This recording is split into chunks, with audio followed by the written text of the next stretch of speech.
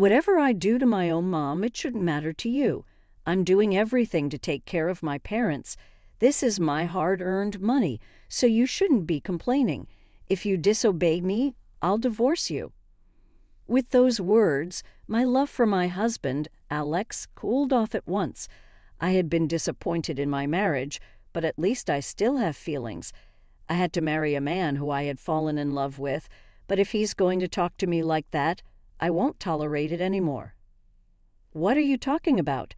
The money in the back book that I created for our child was all a gift from my parents and your father, right? So that's not the money you earned, is it?" Alex was at a loss for words when I told him the facts. Then he walks out of the house with a red face. He really is a helpless person. "My name is Carol. I'm 30 years old and I'm an office worker. Alex and I have been married for 3 years, and I just recently gave birth. Giving birth was very difficult as it was my first time, but I was very moved when I had my child in my arms for the first time. No matter how sick I was or how hard I struggled to take care of my child, every time I saw my son smile, my exhaustion was gone right away, and I forget that I was even tired. What kind of kid will he be in the future? Will he be a great athlete or a brilliant student in his studies? Thinking these thoughts made me happy and motivated. I'm using my maternity leave at work, and I'm spending a lot of time with my son. However, despite these happy days with my son, I have a problem. That is my mother-in-law, Amy, who visits our house every day. My parents-in-law live about a 10-minute drive from our house. Amy is here on behalf of Alex, who is busy with work, and my parents, who live far away, in order to support me after the birth of our son. But she is not fulfilling that role at all. She never takes care of my son, and as soon as she arrives at my house, she sits down on the sofa and says, "Give me snacks and tea." Then she just spends her time watching TV shows and DVD movies on the TV. I'm the one having to take care of her when she should be the one supporting me. One day I couldn't stand it any longer and asked her to leave by saying, "You don't have to come anymore." But that evening, Alex lectured me about my actions. "Hurt my mother by trampling over her kindness to even try to support you." Apparently, after being told to leave by me, Amy told Alex about it. Alex wouldn't stop getting angry, even when I told him to stop, because our son would start crying. Yes, Alex is a mama's boy. Thinking now, I really regret not realizing this before we got married. I really wish I could turn back time. Alex is as much of a mama's boy as he can get. He nags me to cook like how his mother cooks, and he seemed to have his mother pick out his clothes for him, so he always leaves all of his clothes shopping to me. "My mom did this, you know. My mom did that, you know. Why can't you be like my mom?" I am really fed up with him saying "my mom" in every sentence. No matter what I say, he worships Amy like my mom is great, and my mom never makes mistakes. Still, I wanted Alex to change his mind, so I voiced my opinion. "I don't really need Amy to come over, and if you help me raise our child." But even if I told him so, Alex would say, "No, no, no. I'm working and I'm tired. Besides, it would be better for the mother to take care of the child," and so on, and he doesn't do anything at all. It makes me wonder if he actually even cares about his own son. Plus, he says that he's tired, but I'm also tired too. I'm the one who is always there for our son who cries at night, and I'm the one who is always there during the day raising our son, doing housework, and even babysitting Amy. If Alex were to live the life I do now, he'd probably give up within an hour. I glare at my husband with these thoughts in my head, but he seems to think it's none of his business and lays down on the sofa, ignoring me completely. Anything I say, Alex ignores, so babysitting Amy continues. "Hey, Carol, is lunch ready yet? I'm starving." It is your role to support and help me cook in the first place, you know." "Hey, Carol, the baby's crying," she says, while I'm cooking. "Your role is to—" I give up. I can't even be bothered to think about it in my head, too. As I was exhausted from childcare and lack of sleep, the presence of Amy, who came in and did nothing to support me, was really causing me a lot of stress. But she doesn't matter to my beloved son. It is my husband who matters to my son. But since Alex is not cooperative at all, I am the only one who can be there for him. Oh, it's already this late. Well, I'd better get going. Around 5 p.m., Amy always uses my makeup table to put on her fancy makeup before heading out to town. What on earth is she doing and where is she going? I got curious, so one day I asked her about it and she answers in a happy tone. I'm seeing my friends for a drink or tea and doing many other fun things. I really wonder if this is the truth. She wears a lot of makeup and expensive clothes just for that. Emmy is 58 years old now, but she is a former model and looks younger than her actual age. If you were to tell me that she was in her late 40s, well, I wouldn't question that at all. That's why there was something fishy about this whole situation. But well, I didn't really care about that, and I thought that if she was going out anyways, she should have done that during the time when she's at our home lounging around. And I guess about an hour later after that, my father-in-law, Bob, came over. I was getting really fed up with Amy's behavior day after day, and I couldn't take it anymore, so I consulted Bob. Bob wanted to see his grandchild, so he made time in his busy schedule to come and see us. I wondered how such a kind father like him could have brought up such a short-tempered, immature husband like Alex. I see. So she just lounged around the whole day and left in the evening, saying that she was meeting a friend. Yes, actually I had secretly taken a video of how Amy usually spent her time at our place so that I could talk to Bob about it.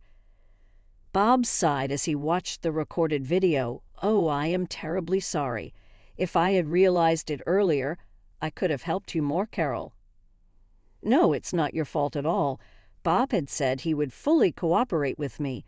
After that, Bob started coming to my house to help and support me with various things. Bob is already retired, so he said that he could make time during the day. I told him I was sorry to ask him to do that for me, but Bob insists, if I don't go, Amy will always be the parasite, so he came almost every day. Thanks to him, Amy had stopped coming to our house, and I was relieved from the stress I had felt with her being around. I never thought that I would feel so much better just by not having Emmy around. Bob always helps me with the housework and takes good care of our son. And unlike Alex, he always says something nice to me and expresses his appreciation for my hard work. Thank you, Carol, for taking the trouble to cook lunch for us. It's very delicious. I couldn't help but wonder why such a nice person like Bob chose a person like Amy. Bob tells me, if Alex ever gets unreasonably angry with you again, just tell me, which really made me feel better. I didn't realize how reassuring it is just to have someone be on your side. It has been a long time since Bob started to come over, and my son is now able to hold his head up on his own. This has allowed me to have a little more time to take care around the house than I did in the beginning, so I decided to spend more time cleaning the house thoroughly since I've only been cleaning around in a simple way. Once I cleaned the house properly, I began to notice some things. After cleaning the living room and my room, I decided to clean the last place, Alex's room. Ew, as I thought, it's dirty. My husband is like a child. Even in the living room, he'd take off his clothes that he used instead of putting them away, and it was completely the same in his room. The clothes he took off are everywhere on the floor, and the letters mailed to Alex were everywhere on the table. I was a bit shocked to see empty bags of snacks and medicine that had expired on the floor. At any rate, I threw the scattered clothes into the laundry basket, threw out the trash, and vacuumed. As I shoved the vacuum cleaner under his bed, I felt a strange sensation. Then the vacuum cleaner made a strange sound. It sounded like something was stuck to the vacuum cleaner. I quickly turned it off and looked under the bed, and I saw something thin and rectangular lying on the floor under his bed. Without turning it on, I used the vacuum cleaner to take it out. It was a clear file, and inside the clear file I saw a bank book. Unbelievable. It's awful to be this sloppy. I picked up the bank book and placed it on Alex's desk. At that moment I gasped. I realized that it wasn't Alex's bank book, but a bank book that I had made for our son. Why would a bank book that is usually kept in another place be in Alex's room? My son's bank book contains the money which I received at the baby shower at the moment, but it has a good amount of money in it. My parents and Bob were so excited to give it to me for my grandson's future. I had a very bad feeling about it and looked inside the bank book, trembling with fear. What? The entire amount was withdrawn. I was so shocked that I opened Alex's desk drawer and took out his MacBook. I knew I was overdoing it, but I really had to check it. I knew it. When I opened Alex's bank book, I found that his bonus, which had also just recently been deposited, had been withdrawn completely. And when I realized the balance was so small, my mind went blank. How could he? I was so stunned that I had slumped down on the spot. A few hours later, I questioned Alex when he came home from work, and he was angry with me regarding the fact that I had entered his room and nosed around. But when I continued to question him about the bonus in the baby shower gift, he finally confessed. I used them to help my mom. What do you mean? Why would we need to help, Amy? I can't believe you go through our son's bank book. There's something wrong with you. When I said that, Alex's face turned red and he started to get angry. Whatever I do to my own mom, it shouldn't matter to you. I'm doing everything to take care of my parents. This is my hard-earned money, so you shouldn't be complaining. If you disobey me, I'll divorce you. With those words, my love for my husband, Alex, cooled off at once. I had been disappointed in my marriage, but at least I still have feelings that I had married a man who I had fallen in love with. But if he's going to talk to me like that, I won't tolerate it anymore. I said calmly as I picked up our son, who had woken up because of my husband's angry voice, and fussed over him. What are you talking about? The money in the bank book that I created for our child was all a gift from my parents and your father, right? So that's not the money you earned, is it? Then he walks out of the house with a red face. He really is a helpless person. Then about 30 minutes later, Alex had returned. I had just moved our son to the bedroom and put him to bed. He stood in front of me and said, "Oh, we didn't think you were that clueless," and throws the divorce papers in my face. "Oh, I'm being serious. It's your fault for making me angry. You better live in poverty with the baby and regret." Did he think that this would shut me up? I already had nothing but disrespect for my husband. If I stayed with him, my son would have a horrible personality just like him. I must leave him at once. As I was thinking about what to do after the divorce, my husband laughed as if he was proud of himself, perhaps thinking that I was too embarrassed to say anything. "Don't ever disobey me," Alex says as he goes back to his room. The next day, I first submitted the divorce papers Alex had given me to the city office and then took the bullet train to my parents' house. Since it was just an off-peak season, the movers came right away and moved my belongings. As for the wedding ring I got from Alex, I sold it. I was lucky because Alex had bought an expensive one, so I was able to sell them for a good price and save money on the bullet train fare. I was worried to take our son, who is still very small, out of the house, but he was curious and looked at the scenery outside on the bullet train with great interest. He didn't cry at all, and he was smiling the whole time, which was a relief. But I just have to make sure to take care of my son's health. I waited for the bullet train to arrive at our destination while I kept my guard up. When I arrived at the station, my parents were waiting for me in the car, and I quickly got on the car. The trip back to my parents' house went smoothly since I had called them last night. My parents were furious at Alex and Amy's behavior and told me that I should take my time to think about the future. Since I still have quite a bit of maternity leave left, I decided to stay with my parents for a while. As I was relaxing my time at my parents' house, I heard a ringtone from my phone. On the screen, I saw Amy's name. I picked up the phone, thinking on why she is calling me. "Hey, Carol, where are you?" Amy's yelling suddenly echoed through the room. I'm glad I put the phone on speaker. If I had put it to my ear would have turned deaf. As I remained silent, thinking that she was being a pain in the ass, Amy continued to raise her voice. "Hey, are you listening to me? Because you're not coming home. My little boy, Alex, is crying, you know." I said in a low voice to Amy, who was fussing about. "Who the hell are you, huh?" Amy was so surprised that I suddenly said in such a low voice.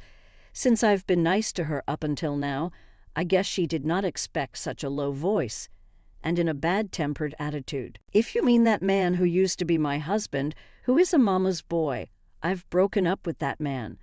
So since then, I've completely forgotten about you."